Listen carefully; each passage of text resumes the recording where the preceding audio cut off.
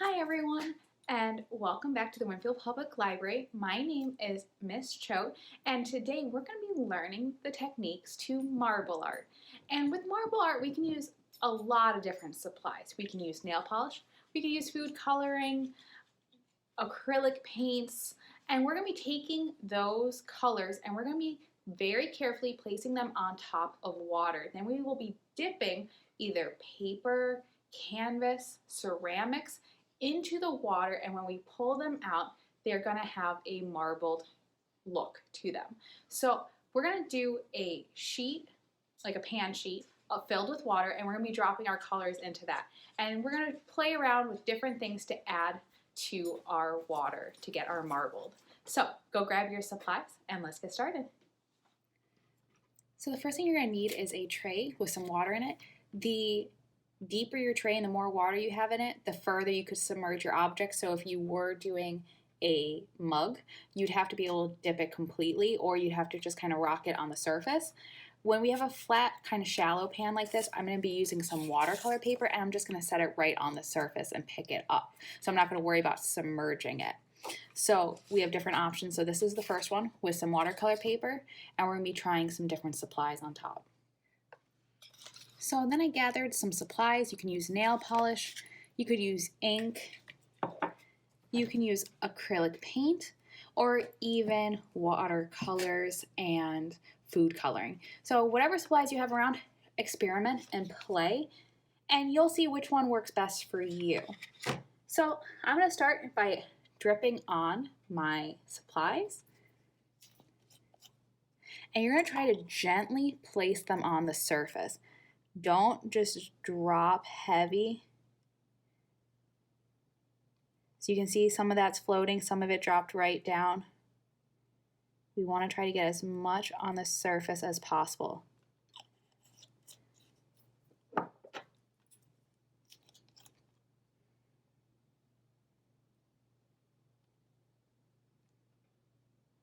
So more of this one's going on the surface, but a lot's dropping down. Now just because all that's down there, I'll be able to pick that up later and use it on another future drawing. And you can also do this in lots of different segments.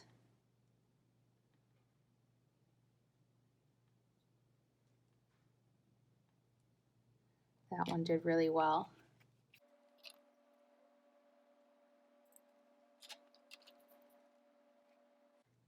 And then once you have enough pigment down, you can go ahead with either a paintbrush or the back of one and change up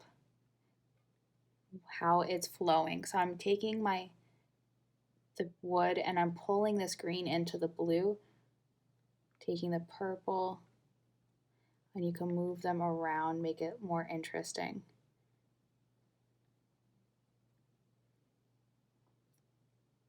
And you can get more than one piece of art out of one tray.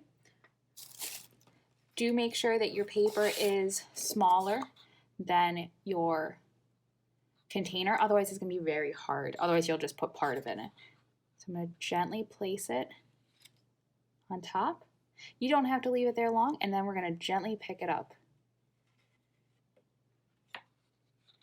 And there is our first marbled art. And you can see that there's physically like three-dimensional paint on here, which I really like. So you can let that a little bit drip off and then go lay it flat. Don't hang it up, otherwise a lot of the color will come off. So we're gonna go lay it flat on a counter. I don't recommend putting it on a wire rack because then you'll get some up and down marks on your paper. Now you can either add some more onto here, or you can let it go as is and see how much you can get. We can even try to dip in.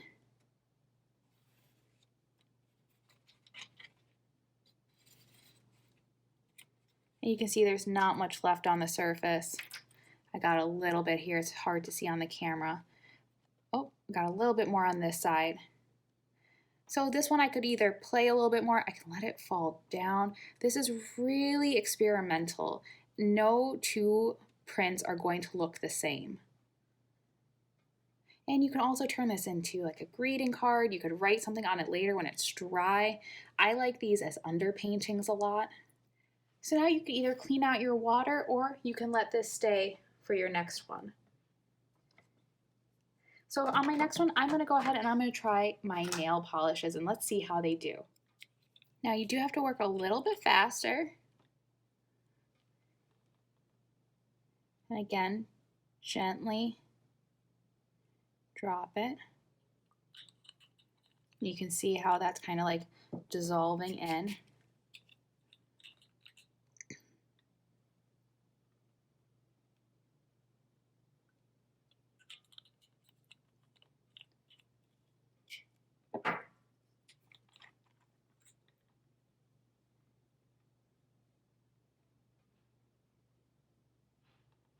And play with how you put the paint in. Now you can go back, but be careful when you are moving around the nail polish, it will want to stick. So I'm going to leave it like this, and we're going to see how this goes.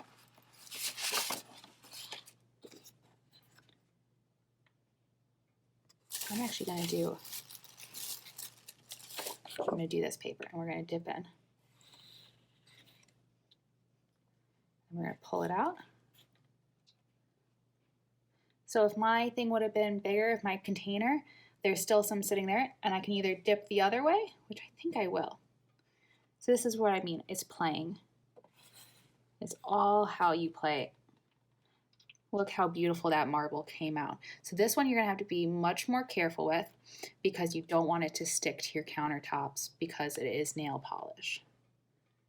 So now I'm gonna try dipping this glass bottle. You can do ornaments, you can do anything glass, it will stick to. It'll stick to a lot of different things, especially the nail polish. If you are using your watercolors, that will not do very well other than paper. And food coloring, same thing.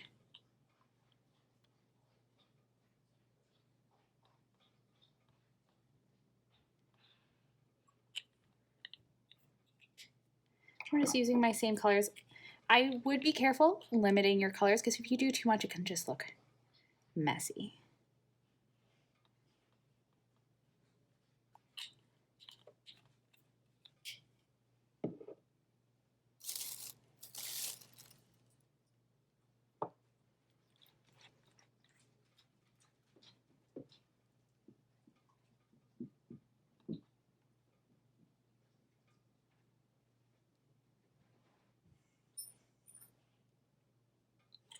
I'm trying to make sure that I have enough. Now, if my pan was deeper, I could just submerge it completely.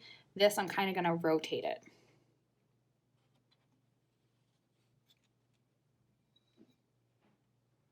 And now I could go ahead and do the other side.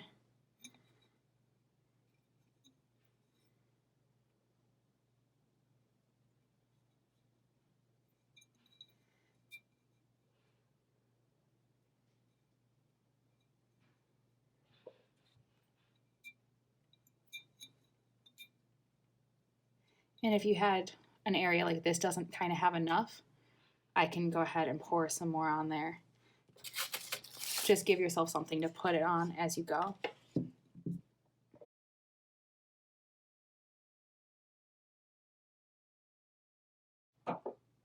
Be careful to not overdo.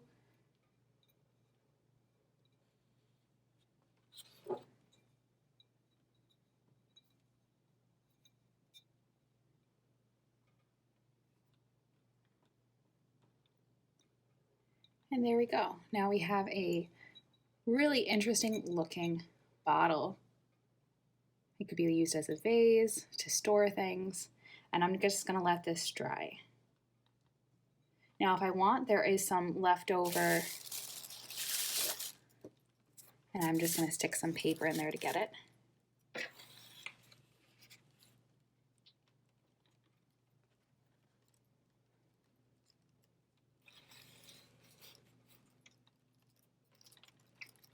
And even that, I really like how that looks.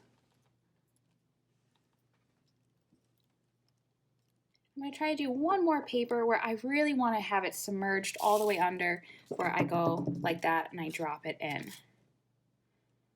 And I'm really liking how the blue looks.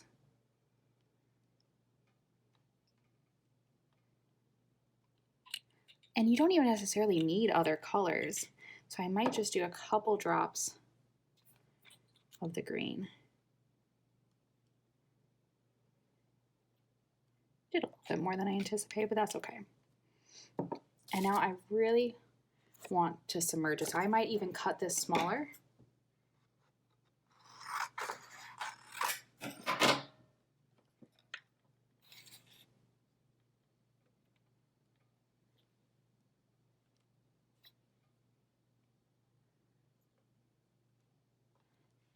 So there we go. Oh dear. It's okay, happy accidents. So I kind of really like how that one looks. And now I just want to pick up my extra.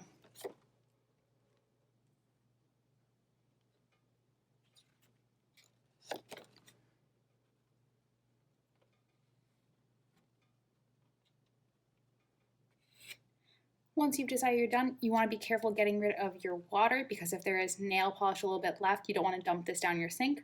So I would be careful where you're getting rid of your water. So here I'm waiting for my marbling art to dry.